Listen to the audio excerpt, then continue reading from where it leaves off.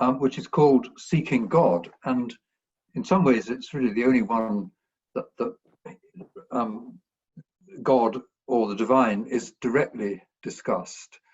I think that what one finds in reading it is that the same questions and same thoughts recur quite a number of times in it. And he begins by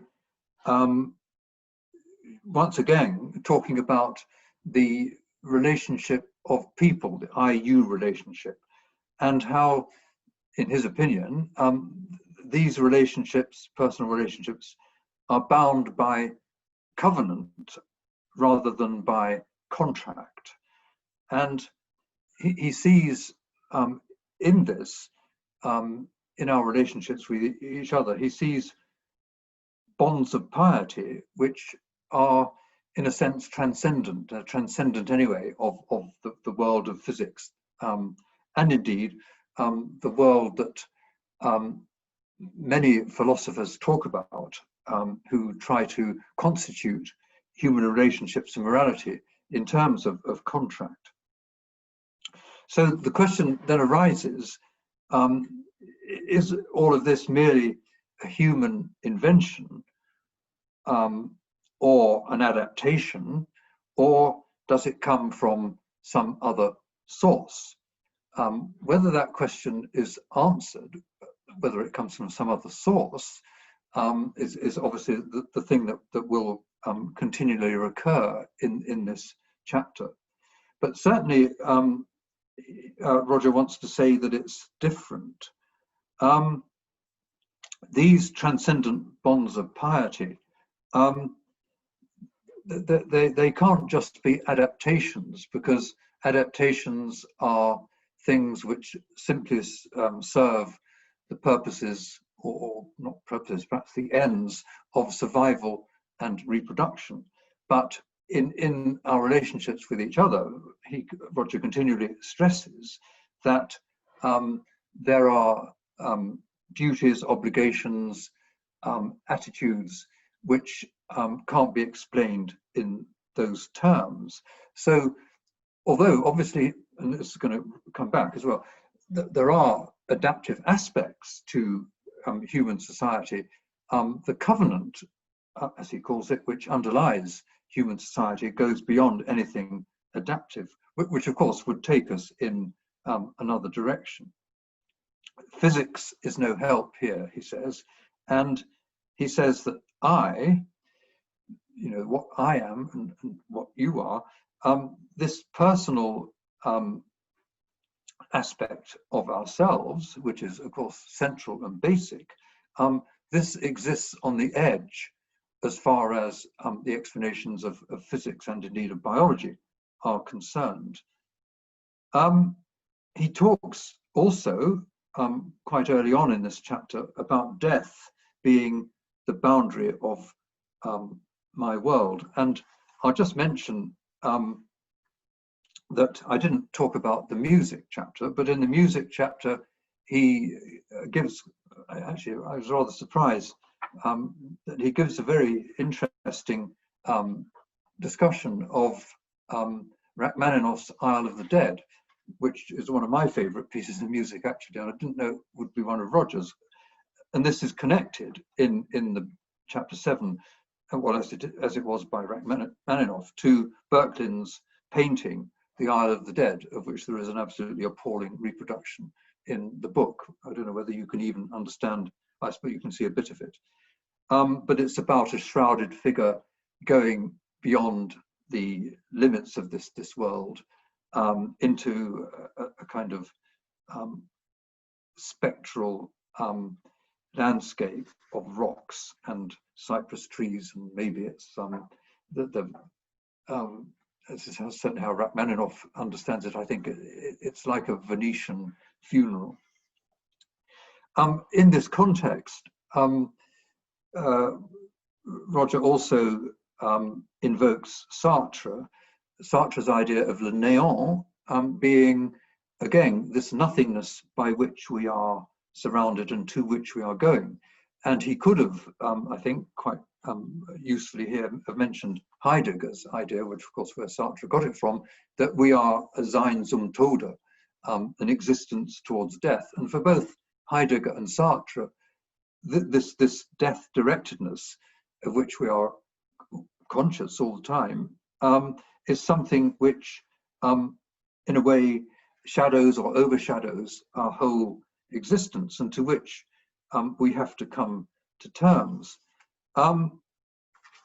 Roger also quotes from one of Jeremiah Hopkins' terrible sonnets. I mean sonnets of terror, not terrible sonnets. And this is from No Worse There Is None. He quotes the last sextet from it, which I think is worth reading. Anyway, I want to read it. Oh, the mind has mountains, cliff of fall, frightful sheer no man fathomed, hold them cheap, may who ne'er hung there, nor does long our small durance deal with that steep or deep, here creep, wretch, under a comfort serves in a whirlwind all, life, death does end, and each day dies with sleep. I mean, I don't need to comment on this. I don't think. This no man fathomed, this frightful sheer, cliffs of fall, frightful sheer. I mean, I think everybody at one time or another, or perhaps at many times, experiences this. The death of another, Roger says, puts annihilation on display, but conversely, it perhaps shows us that our life is a gift, and where we can come to see both the world and ourselves as a gift. And that this takes us back to his idea of the covenant.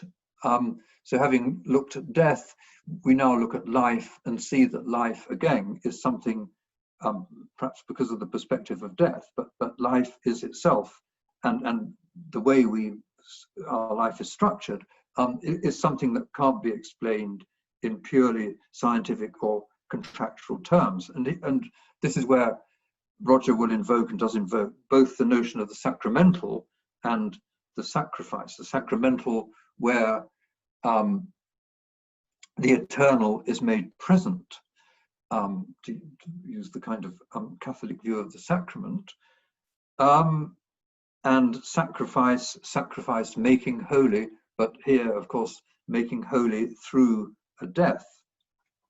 And on pages 183 to 4,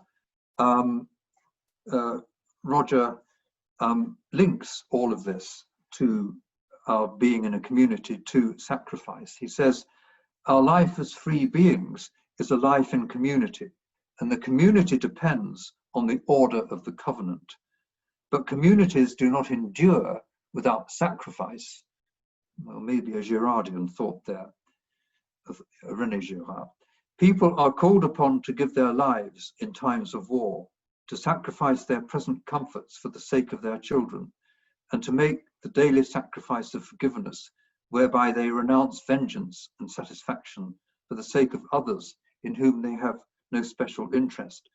And I could just comment there that I think I have mentioned this before, but it's worth underlining that when he's talking there about sacrificing our present comforts for the daily sacrifice of forgiveness for the sake of their children, and elsewhere he talks about soldiers in war and many other things where we feel that we have duties which are nothing we've contracted. These are things which simply are there, and which in decency we have to recognize. Unless the order of creation, he goes on, is permitted to shine through the web of deals, the community is threatened with extinction. It's a strong claim that, as the motive to sacrifice wears thin. So you might ask yourselves, is this true? If a community loses this sense that sacrifice, duty, things that I don't choose having an obligation on me, if all that wears thin, does community wear thin? Hence, he says, the need for rituals in which sacrifice is made present as a communal experience.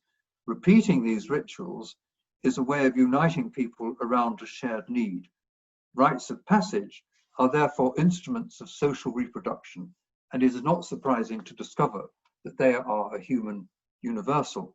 Now, of course, the anthropologists and evolutionists will say that these rites of passage are only instruments of social reproduction. But the point that Roger Scruton is making is that unless they were seen in terms of these sacred duties, they will actually lose their efficacy as means of social reproduction. And I suppose he might have thought that we see aspects of this in our life today. But of course, all this simply raises the question, do these covenantal, non-contractual obligations and our focus on death and so on, do these things point to anything more than is given to us in the world that physics describes? And at this point, he goes back to cognitive dualism, and he indeed the section that starts on page 184 is indeed called Cognitive Dualism and Religious Belief. And he sees cognitive dualism as creating space at the edge of reason for faith. And in some ways, in talking about all of this, I think he says more about cognitive dualism as it applies to people than maybe as it applies to God. But you can see what you think yourselves. Cognitive dualism, we've already talked about this quite a lot, about dealing with people, that we are ourselves on the edge of the physical world. We're in it, but also in a sense outside it. And we see ourselves and each other in terms that can't be reduced to the merely biological, the merely contractual and so on, as we've emphasized so much. He says that I, God, music, aspects of the Lebenswelt, these things on page 185, these things exist in another way. Now, he then begins to discuss natural theology, where great philosophers from Plato onwards have tried to produce some kind of rational, perhaps, proof of the existence of God, pointing to a God outside the causal envelope. Now, Roger doesn't say very much about this, but I think it's pretty obvious from what he does say that he's rather skeptical about these efforts of the natural theologians, great philosophers as they might have been, partly because he thinks not only for Kantian reasons that we can't actually reason outside the causal envelope. That would be the Kantian argument, that reason stops with the empirical, basically. But that we encounter, perhaps more important, we encounter God just as we encounter other people within the human envelope, and within the causal envelope.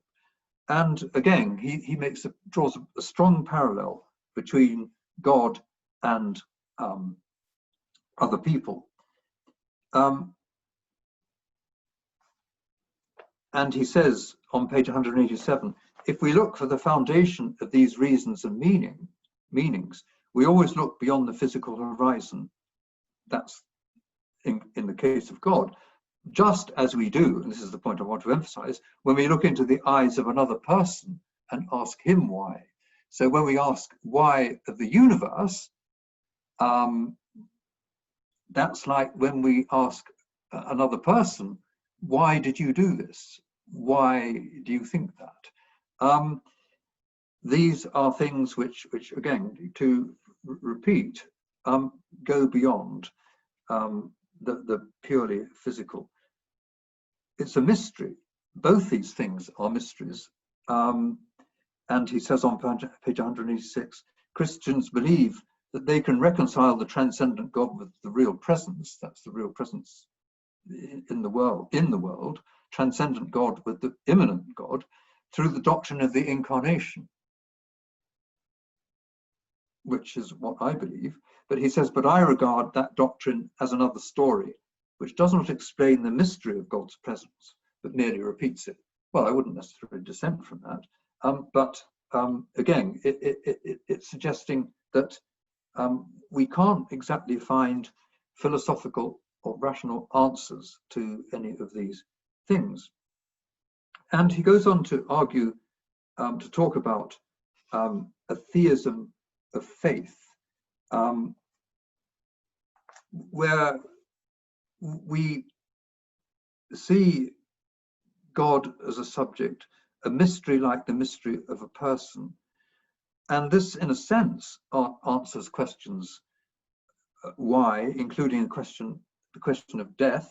He says on page 191, it leads us to see our existence as a gift and as demanding sacrifices from us, sacrifices of the sort that he's already spoken about.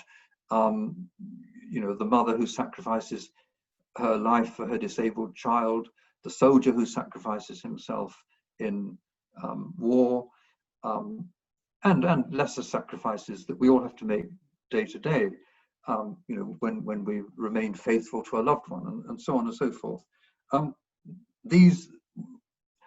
All these things are part of a gift to us, but the gift requires sacrifice on our part. And of course, this is adumbrated best, perhaps, in religion, as we will go on to see. But religion is not just faith. He emphasizes that it also involves not just doctrine, but ritual.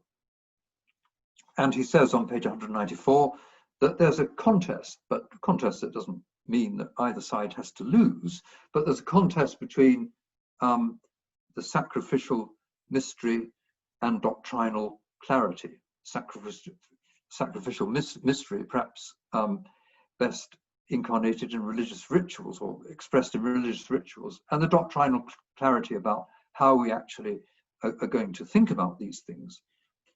And he talks about how this religious sense, perhaps both the doctrinal, but more perhaps the ritual sense, links us with the past and makes us see ourselves as part of an eternal story. And here, I think I could draw a distinction he doesn't make in this book, but he makes it quite strongly in the Parsifal book, between kairos and chronos. Chronos is the chronological time, you know, 1 minute, next minute, hour, day, year, and so on, as they go on. Kairos is in time, but it is the moments when in time we are in touch with the eternal. And obviously he's going to emphasize kairos in the discussion of religion. Religion is what puts us in touch with kairos, and indeed with the dead, which is obviously something very important for Roger Scruton when he wants to talk about politics and the duties we owe to the dead. I will just read a short extract from a poem by David Jones, which I think, Roger doesn't mention this, but I think he would have warmed to this. This is the poem called The Sleeping Lord, where, according to the way it's set up, according to David Jones, we are in touch with all the people who are dead under the earth, and how this is expressed and maybe made a reality in religious services. And he talks about the high priest and the emperor sits in the sacred place, but for the departed of the entire universal orbis, from the unknown beginnings, unguessed millenniums back until now.